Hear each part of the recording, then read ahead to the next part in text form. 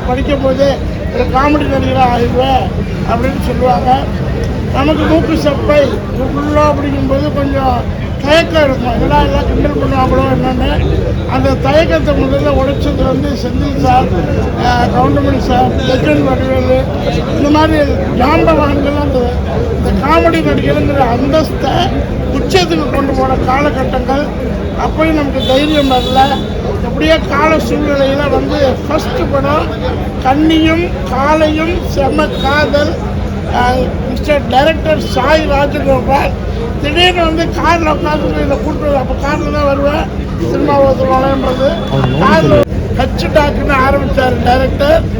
ரொம்ப ஹாப்பி.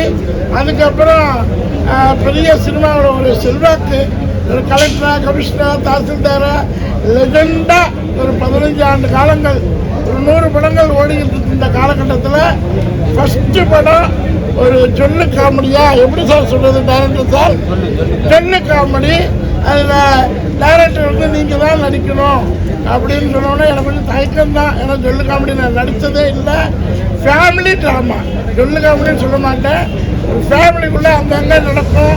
ஒரு 5 வயசு குழந்தைகள் 70 வயசு வரலையும் முந்தான முடிச்சு படம் மாதிரி 70 வயசு படம் வரலையும் சினிமா தேட்டருக்கு வந்து பார்க்கக்கூடிய நீண்ட காலத்துக்கு அப்புறம் ஒரு சிரிப்பு, நகைச்சுவை, ஸ்கிரீன் பிளே, 2-3 கதையாக ஸ்கிரீன் பிளே ஆயிடுச்சு.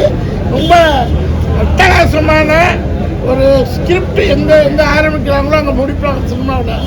இப்போ இன்றைக்கி காலகட்டத்தில் பீரங்கியும் குண்டும் வெடிகுண்டும் துப்பாக்கி குண்டும் ஓடிக்கிட்டு இருக்க காலகட்டம். உலகம்லாம் ஓடுது, இல்லைன்னு சொல்ல. தமிழ் சினிமாவும் அந்த டும் வளர்ச்சியில் இருக்குது. பட் கதையை எடுத்து அந்த கதைக்குள்ளே 3 ஹீரோ வச்சு, 3 ஹீரோயின் வச்சு, காமெடியை வச்சு, ஃபேமிலியை வச்சு, இவ்வளோ பெரிய 40-50 ஆர்டிஸ்ட் தமிழ் சினிமாவில் கிட்டத்தட்ட 30 ஆண்டுகள் இருக்குமா சார்? 30 ஆண்டு கால ஆர்டிஸ்ட் அதை ஒருத்தர் கூட விடலை. நீங்கள் உள்ள நுழைஞ்சதுலேருந்து Goundamani sir the number 1 and number last, என்ன வரலையும் நான் தான் லாஸ்ட்டாக இருப்பேன்னு நினைக்கிறேன் ஜூனியர் ஆர்டிஸ்ட்டு. இல்லை வருஷத்தில் நம்பர் 1 உழைப்பு போய்கிட்டு இருக்கு, அது வேறு விஷயம். லெஜண்ட் நம்பர் 1 இந்த 16 வயதுலேருந்து ஆரம்பித்து இன்னும்